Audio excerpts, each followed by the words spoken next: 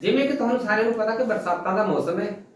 बरसातां दे दिनां दे विच बहुत सारा मच्छर हुंदा ते तरह-तरह दे कीड़े मकोड़े ते नाल बीमारियां बहुत वड्डे पੱਧਰ ते आउंदियां ने। ते अज इन्हां बीमारियां तो रोकथाम ते इलाज ते परहेज़ दे वास्ते विशेष तौर ते साडे कोल पहुंचे ने डॉक्टर साहिबान ते डॉक्टर साहब भरपूर जानकारी देणगे। डॉक्टर साहब तुहाडा स्वागत है जी। डॉक्टर साहब अज भरपूर जानकारी देणगे कि जिहड़ा बरसातां दे दिनां विच मलेरिया हो जांदा, मलेरिया दे नाल बहुत सारी कमजोरी आउंदी आ। तरह तरह के इस तो होर भी रोग जिहड़े जग पैंदे ने क्योंकि इन्हां दिनां दे विच मच्छर हुंदा, मच्छर डंग मारदा तां मलेरिया हो, मलेरिया तो बाद फिर डेंगू हो जांदा, कई तरह के सैल कर दिंदे, बहुत सारियां बीमारियां हो जांदियां। डॉक्टर साहब भरपूर जानकारी देणगे कि इह भयानक बीमारियां तो किवें बचिया जा सकदा, की इलाज ने ते की परहेज ने, भरपूर डॉक्टर साहब जानकारी देणगे। डॉक्टर साहब मैं तां कहना भी इह जिहड़ा इलाज है सब तो पहलां बीमारी आउंदी क्यों आ? ਜਿਹੜਾ ਮੱਛਰ ਹੈ ਮੱਛਰ ਤੋਂ ਬਚਾਅ ਕੀਤਾ ਜਾ ਸਕਦਾ ਭਾਵੇਂ ਕਿ ਬਰਸਾਤ ਹੈ। ਕੋਠਿਆਂ ਦੇ ਉੱਤੇ ਜਿਹੜੇ ਗਮਲੇ ਨੇ ਉਹਨਾਂ ਦੇ ਵਿੱਚ ਪਾਣੀ ਜਿਹੜਾ ਉਹ ਕੱਢ ਕੇ ਰੱਖਣਾ ਚਾਹੀਦਾ। ਟਾਇਰ ਹੁੰਦੇ ਨੇ, ਵਾਧੂ ਸਮਾਨ ਆਪਾਂ ਕੋਠਿਆਂ ਦੇ ਉੱਤੇ ਰੱਖਦੇ, ਮਕਾਨਾਂ ਦੀਆਂ ਛੱਤਾਂ ਦੇ ਉੱਤੇ ਰੱਖ ਦਈਦਾ। ਕੂਲਰਾਂ ਦੇ ਵਿੱਚ ਪਾਣੀ ਜਿਹੜਾ ਆ ਉਹ ਵੀ ਸਮੇਂ-ਸਮੇਂ ਤੇ ਬਦਲਦੇ ਸਾਨੂੰ ਰਹਿਣਾ ਤੇ ਸੁਕਾ ਕੇ ਵੀ ਇੱਕ ਅੱਧਾ ਦਿਨ ਰੱਖਣਾ ਚਾਹੀਦਾ ਤਾਂ ਕਿ ਜਿਹੜਾ ਮੱਛਰ ਪੈਦਾ ਹੀ ਨਾ ਹੋਵੇ ਤਾਂ ਫਿਰ ਬਿਮਾਰੀ ਨਹੀਂ ਆਏਗੀ। ਜੇ ਬਿਮਾਰੀ ਆ ਵੀ ਗਈ ਹੈ ਇਹਦੇ ਲਈ ਡਾਕਟਰ ਸਾਹਿਬ ਭਰਪੂਰ ਜਾਣਕਾਰੀ ਦੇਣਗੇ ਇਹਦਾ ਬਚਾਅ ਕਿੱਦਾਂ ਕੀਤਾ ਜਾ ਸਕਦਾ। डॉक्टर मेरा कहना भाई जे ये बीमारी आ ही गई है तो सानू बहुत सारे परहेज रखने की लोड़ है। सब तो पहले तो आराम करना चाहिए, तुरना नहीं चाहिए बहुता।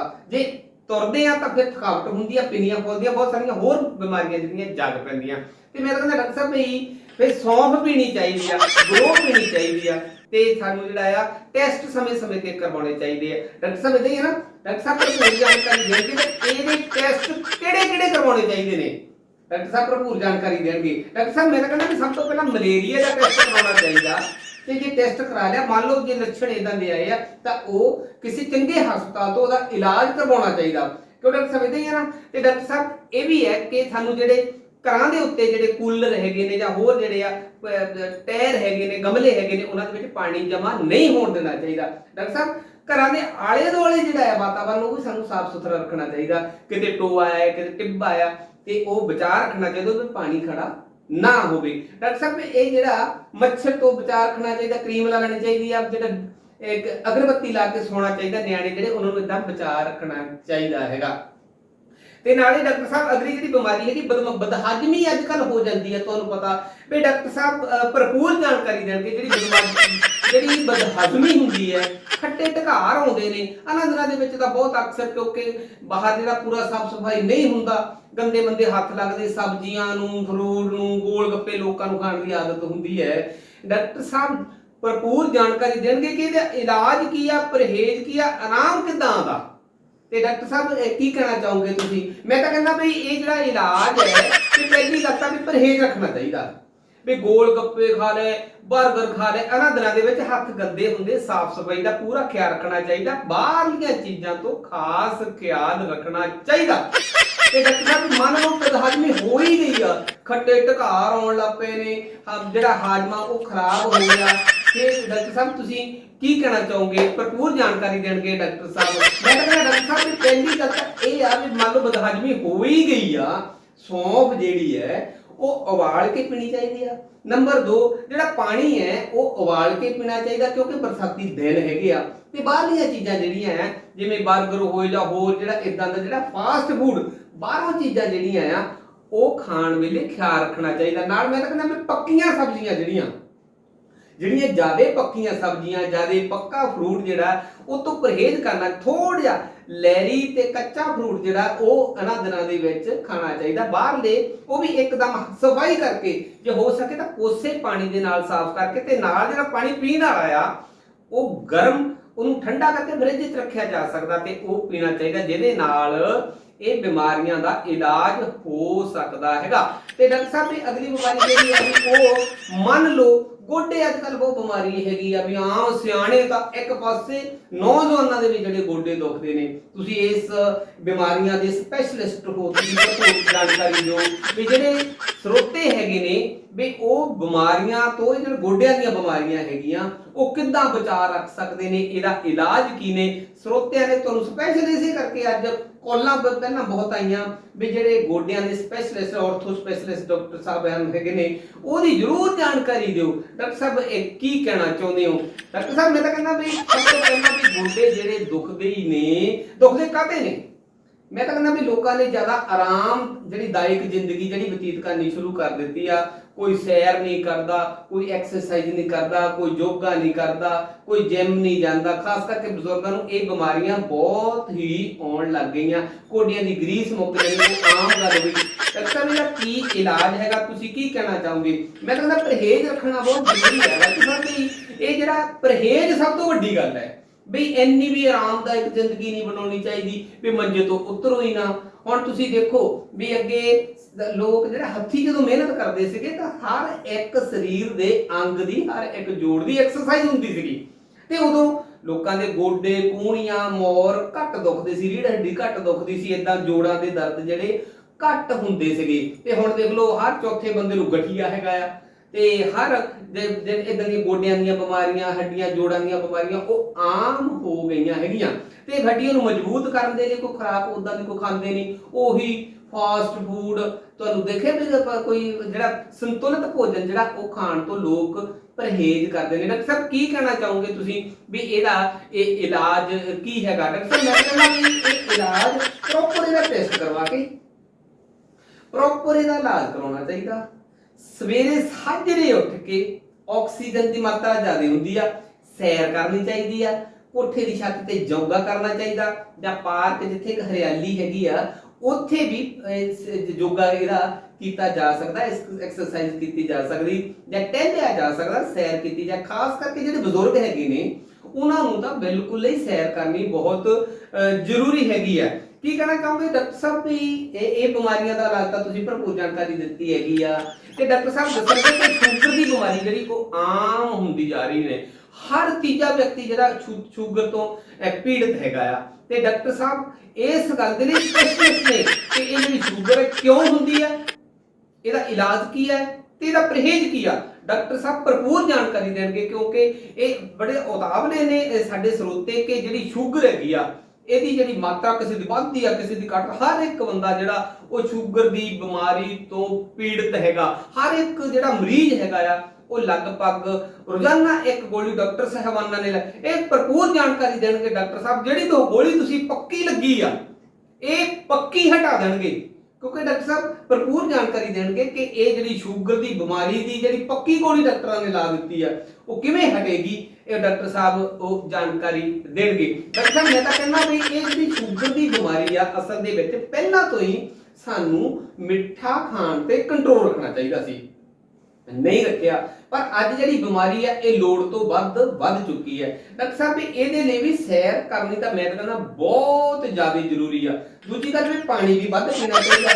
ਤੀਜੀ ਗੱਲ ਵੀ ਜਿਹੜਾ ਮਿੱਠਾ ਉਹ ਆਵਾਗੋਣੇ ਲੋਕ ਜਦੋਂ ਰਸਗੁੱਲੇ ਖਾ ਲਏ, ਗੁਲਾਬ ਜਾਮਣਾ ਖਾ ਲੀਆਂ, ਲੱਡੂ ਖਾ ਲਏ, ਜਲੇਬੀਆਂ ਖਾ ਲੀਆਂ, ਜੋ ਹੱਥ ਆਇਆ ਰਗੜਾ ਬੰਨ ਕੇ ਰੱਖ ਦਿੰਦੇ। ਜੇ ਕਿਤੇ ਵਿਆਹ ਸ਼ਾਦੀ ਚੱਲ ਜਾ ਕਸਰ ਕੋਈ ਨਹੀਂ, ਤਲੀਆਂ ਚੀਜ਼ਾਂ, ਸ਼ੂਗਰ ਤਾਂ ਫਿਰ ਵਧਣੀ ਹੋਈ ਨਾ ਡਾਕਟਰ ਸਾਹਿਬ। ਡਾਕਟਰ ਸਾਹਿਬ ਵੀ ਇਹ ਵੀ ਬਿਮਾਰੀ ਜਿਹੜੀ ਆ ਬਹੁਤ ਵੱਧ ਗਈ ਹੈ, ਇਹ ਕਿੱਦਾਂ ਹਟ ਸਕਦੀ? ਜਿਹੜੀ ਗੋਲੀ ਇੱਕ ਲੱਗੀ ਹੋਈ ਆ ਮੈਂ ਤਾਂ ਕਹਿੰਦਾ ਵੀ ਹੌਲੀ ਹੌਲੀ ਘਟਾ ਦੇਣੀ ਚਾਹੀਦੀ ਆ। ਵੈਸੇ ਮਿੱਠੇ ਤੋਂ ਪਰਹੇਜ਼ ਕਰ ਲੈਣਾ ਚਾਹੀਦਾ।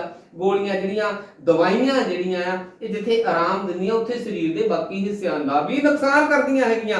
ਡਾਕਟਰ ਸਾਹਿਬ ਵੀ ਅੱਜ ਜੇ ਦੇਖਿਆ ਜਾਵੇ ਜਦੋਂ ਮਰੀਜ਼ ਕਿਸੇ ਡਾਕਟਰ ਦੇ ਕੋਲ ਜਾਂਦਾ ਹੈਗਾ, ਮਰੀਜ਼ ਕਹਿੰਦਾ ਵੀ ਇੱਕ ਗੋਲੀ ਮੈਨੂੰ ਲੱਗੀ ਹੋਈ ਸ਼ਾਮ ਨੂੰ ਹਾਰਟ ਦੀ, ਦੁਪਹਿਰ ਨੂੰ ਮੈਂ ਸ਼ੂਗਰ ਦੀ ਖਾਂਦਾ, ਤੇ ਸਵੇਰੇ ਮੈਨੂੰ ਜੋੜਾਂ ਦੇ ਦਰਦਾਂ ਦੀ ਖਾਣੀ ਪੈਂਦੀ ਆ। 3 ਵੇਲੇ ਮੈਂ ਖਾਂਦਾ ਆ ਪੇਨ ਕਿਲਰ, ਜਾਨੀ ਦਰਦ ਬਹੁਤ ਹੁੰਦੇ ਆ।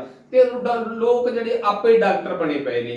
ਡਾਕਟਰ ਸਾਹਿਬ ਕੀ ਕਹਿਣਾ ਚਾਹੁੰਦੇ? ਦਿਲ ਦੀਆਂ ਬਿਮਾਰੀਆਂ ਦੀਆਂ ਜਿਹੜੀਆਂ ਉਹ ਬਹੁਤ ਵੱਡੇ ਪੱਧਰ ਤੇ ਭਾਰਾ ਹੋ ਚੁੱਕਾ ਹੈ। ਹਾਰਟ ਪੇਸ਼ੈਂਟ, ਹਰ ਚੌਥਾ ਬੰਦਾ ਹਾਰਟ ਪੇਸ਼ੈਂਟ ਹੈ। ਹਾਰਟ ਪਤਾ ਨਹੀਂ ਇਹਨਾਂ ਦੇ ਕਿਉਂ ਕਮਜ਼ੋਰ ਹੋ ਗਏ। ਤੇ ਭਰਪੂਰ ਜਾਣਕਾਰੀ ਦੇਣਗੇ ਡਾਕਟਰ ਸਾਹਿਬਾਨ ਅੱਜ ਸਾਡੇ ਸਟੂਡੀਓ ਦੇ ਵਿੱਚ ਪਹੁੰਚੇ ਨੇ।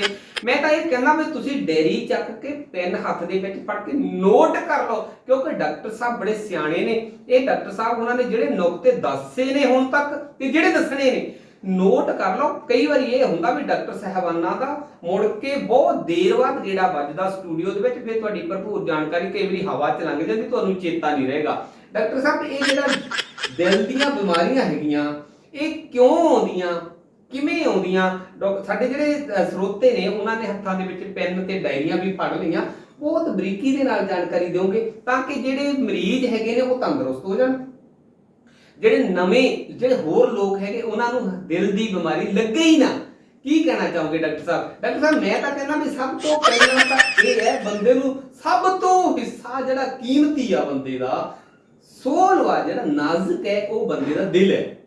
ਤੇ ਬੰਦੇ ਦਿਲ ਜਿਹੜਾ ਆ ਉਹਦਾ ਬਹੁਤ ਖਿਆਲ ਰੱਖਣਾ ਚਾਹੀਦਾ। ਐਵੇਂ ਆਵਾਗੌਣ ਤਲੀਆਂ ਚੀਜ਼ਾਂ ਲੋਕ ਖਾਂਦੇ ਰਹਿੰਦੇ ਆ, ਮਿੱਠੀਆਂ ਚੀਜ਼ਾਂ ਖਾਂਦੇ ਰਹਿੰਦੇ ਆ, ਜੋ ਹੱਥ ਆਇਆ ਖਾਂਦੇ ਰਹਿੰਦੇ, ਲੋੜ ਤੋਂ ਵਾਧੂ ਖਾਂਦੇ ਰਹਿੰਦੇ ਆ। ਜੇ ਕਿਤੇ ਪਰਹੇਜ਼ ਰੱਖ ਲਿਆ ਜਾਵੇ ਡਾਕਟਰ ਸਾਹਿਬ, ਅੱਧਾ ਮਰੀਜ਼ ਜਿਹੜਾ ਆ ਹਾਰਟ ਦੀ ਬਿਮਾਰੀ, ਦਿਲ ਦੀ ਬਿਮਾਰੀ ਤੋਂ ਬੰਦਾ ਠੀਕ ਹੋ ਸਕਦਾ।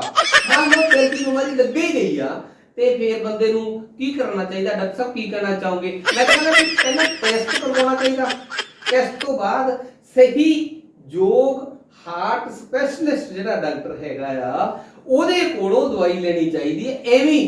ਐਵੇਂ ਮਤਲਬ ਜਿਹੜਾ ਹੋਰ ਬਿਮਾਰੀਆਂ ਦਾ ਇਲਾਜ ਕਰਦਾ ਜਾਂ ਜਿਹਨੇ ਡਿਗਰੀ ਕੀਤੀ ਨਹੀਂ ਹੁੰਦੀ, ਜਿਵੇਂ ਪਿੰਡਾਂ ਦੇ ਵਿੱਚ ਸਧਾਰਨ ਲੋਕ ਬੈਠੇ ਹੁੰਦੇ ਆ, ਉਹਨਾਂ ਤੋਂ ਐਡੀ ਵੱਡੀ ਭਿਆਨਕ ਬਿਮਾਰੀ ਦਾ ਇਲਾਜ ਨਹੀਂ ਕਰਵਾਉਣਾ ਚਾਹੀਦਾ, ਨਹੀਂ ਟੀਕੇ ਲਾਉਣੇ ਚਾਹੀਦੇ। ਡਾਕਟਰ ਸਾਹਿਬ ਇਹਦੇ ਪਰਹੇਜ਼ ਕੀ ਆ? ਉਹ ਤਾਂ ਕਿ ਜਿਹੜੇ ਸਾਡੇ ਸਰੋਤੇ ਹੈਗੇ ਆ ਇਹ ਭਿਆਨਕ ਬਿਮਾਰੀ ਤੋਂ ਬਚ ਸਕਣ, ਇਹ ਡਾਕਟਰ ਸਾਹਿਬਾਨ ਦੱਸਣਗੇ। ਇਹਦਾ ਪਰਹੇਜ਼ ਕੀ? ਦੇਖੋ ਪਰਹੇਜ਼ ਸਭ ਤੋਂ ਵੱਡਾ ਇਲਾਜ ਹੁੰਦਾ, ਡਾਕਟਰ ਸਾਹਿਬ ਦੱਸਣਗੇ। ਡਾਕਟਰ ਸਾਹਿਬ ਮੈਂ ਕਹਿੰਦਾ ਵੀ ਸਭ ਤੋਂ ਵਧੀਆ ਗੱਲ ਜਿਹੜੀ ਆ ਵੀ ਸੈਰ ਕਰਨੀ ਚਾਹੀਦੀ ਆ।